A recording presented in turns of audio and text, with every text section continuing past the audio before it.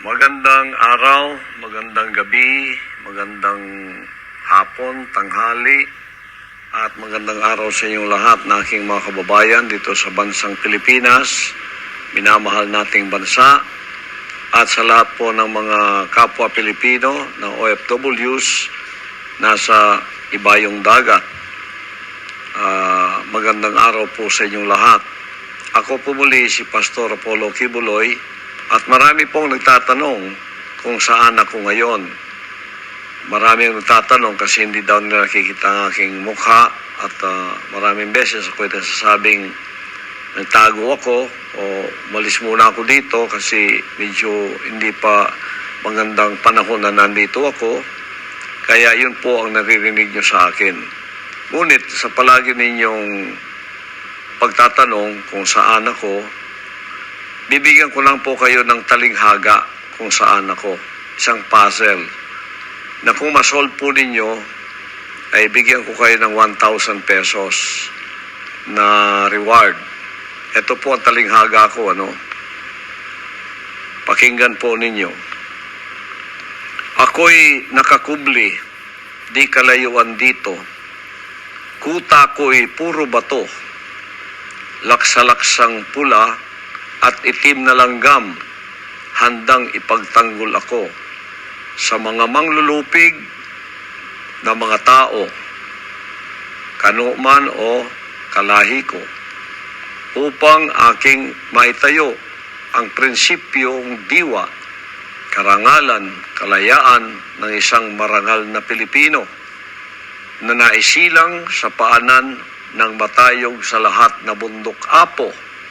Sulong bayan ko, ipaglaban karapatan sa manlulupig, di ka pasisiil ang mamatay ng dahil sa iyo. Yun po ang aking talinghaga. Kung masolve ninyo yun, malaman ninyo kung nasaan ako. Pagka nasolve po ninyo, padala ninyo ang inyong mga sagot at may reward kayong 1,000 pesos. Okay? Ang sunod po ay yung aking palaging tinatanong sa akin at palaging parang nabubulunan ang marami pagka nakapakinig sila na nasabi kong ako'y appointed son. Marami akong naririnig na nagsasabing sa ibang mga bagay, bilib ako kay Pastor Kibuloy. Pero pagdating sa appointed son of God, medyo taliwas ako dyan, hindi ako bilib dyan. Well, kasi hindi po ninyo masyadong napalaliman ang pag-iisip ninyo patungkol sa ministry ko at ng aking pag-unawang ibinigay ng Ama sa akin sa banal na aklat. Alam po ninyo, tayong lahat mga appointed sons of God. In general, son of God po tayong lahat. Ngayon, kung ikaw mayroong isang dakilang layunin ibinigay ng Diyos sa iyo, appointed ka doon sa trabahong yon na makakatulong sa iyong kapwa-tao, maaring hindi kasing laki ng ibinigay sa akin, pero kung may nagagawa kang pagtulong sa iyong kapwa-tao, pagmamahal mo, love your neighbor as yourself, appointed son of God ka po sa field o sa paglilingkod na yon kung saan ang scope mo ay nando doon. Tulad ngayon, isa kang broadcaster na magaling at ikaw ay nakapagpapaliwanag sa mga tao at sila'y nabibiyayaan, naliliwanagan, naging maganda ang kanilang pangunawa at buhay sa pamamagitan ng iyong pagbo-broadcast o pagbibigay ng mga impormasyon. Appointed son of God ka sa broadcasting. Ayon, nakakatulong ka.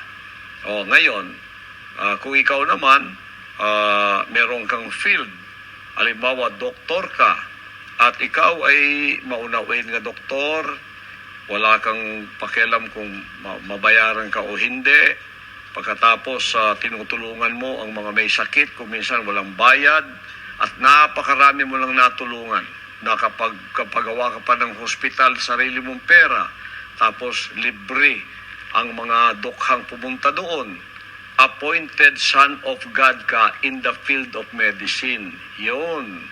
Ngayon, kung lawyer ka naman, ganun din, napakarami mong natulungan. Hindi na nakapagbayad sa iyo, pero pro bono na. O appointed son of God ka as a lawyer in the field of helping others, legal problem to be solved. Ayun, iba-iba po yan lahat, ganun. Kung ano ang field mo ngayon, nakakatulong ka sa iyong kapwa, appointed son of God ka sa field na yon. Ako po, appointed son of God ako sa field ko ngayon. Nakita ninyo, isa akong ebanghilista, isang propeta, at appointed son of God ako para ipahayag ko ang mensahe ko sa buong sanlibutan. At ako naatasang mapaitayo ang kanyang kaharian dito sa lupa na kung saan ang mga anak ay pupunta, magsisisi, at magbabago ang kanilang buhay. Appointed po ako doon. Hindi lahat appointed doon eh. Ako po, appointed ako doon.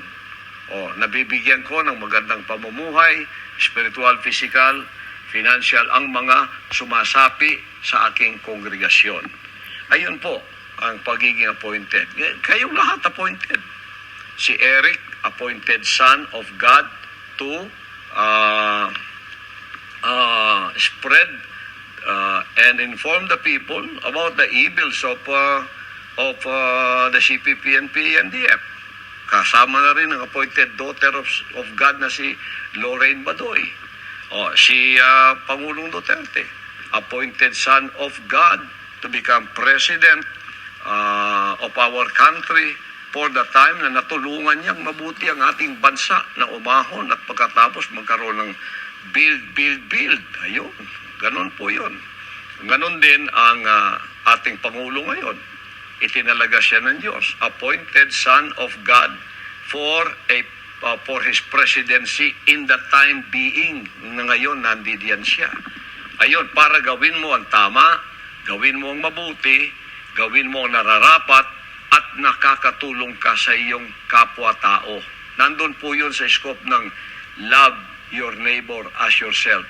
When you love your neighbor as yourself, you have obeyed the love God with all your heart. Kasi kung wala kang pagmamahal sa iyong kapwa, natulungan mo siya, nagbagong buhay niya, at siya ay naging mabuting tao, pagmamahal na po sa Diyos yun. Natupad mo na yung 2 commandments na yon. So, kung ano man ang ibinigay sa iyo na appointment dito sa lupang ito, upang gawin ang kabutihan, appointed son of God ka sa field mong iyon. Okay? Yan, kung ano po ang field ninyo ngayon, appointed son of God kayo doon. Pero hindi lahat appointed son kasi ang iba walang trabaho eh. Alang-alang naman drug lord ka. Appointed son of God ka sa pagpapalaganap ng drugs. Kung nagpapalaganap ka ng drugs, appointed son of the devil ka. Okay? Kung ikaw kidnapper, yun ang ginawa mo, appointed son ka of the devil, hindi God. O ngayon, kung ikaw belonging to the NPA terrorist group, appointed son of the devil ka. Kasi pumapatay ka. Ang sabi ng banal na aklat sa John 10:10, ang kaaway pumunta rito, ang magnanakaw pumunta rito, pang pumuksa, pumatay. At, the thief came forth to kill, to steal, and to destroy. At magwasak. But the Son of God came to give life more abundantly. Pag ikaw nakatulong ka sa iyong kapwa-tao to give life more abundantly, Son of God ka doon sa field mong yun. Whether spiritual ministry, evangelization, o kaya the field of science, in the field of medicine, in the field of law, whatever field na nakakatulong ka sa tao, appointed son of God ka doon, basta mabuti ang iyong ginagawa at ang epekto kabutihan. Pero kung ikaw terorista, ang ginagawa mo to steal, to kill, and to destroy, the thief ka, appointed son of the devil ka. Kaya hindi ko masasabi yun sa mga NPA na pumapatay ng walang awa. Yung mga general natin, appointed son of God for the army to keep the peace and to protect the country from any enemies. Yun. Puro yan, appointed son tayo kung saan ka na-appoint. sa lahat ng kabutihan na ginagawa mo, pagka mabuti ang epekto, mabuti ang puso mo, appointed son of God ka sa field mong iyon. Pero pagka masamang ginagawa mo, tapos may kapangyarihan kang gawin yon, appointed son of the devil ka. To kill, to steal, and to destroy. Yan po ang aking paliwanag dyan. Kaya, medyo konting kaalaman lang. Gusto kong may pabahagi sa inyo. Sorry po na nasa una, hindi ko na-explain itong lahat, kaya medyo hindi nyo masyadong naunawaan. Maraming salamat po sa inyong lahat, sa inyong pagkikinig. Pagpalain tayo lahat ng ating dakilang Diyos sa langit. Amen.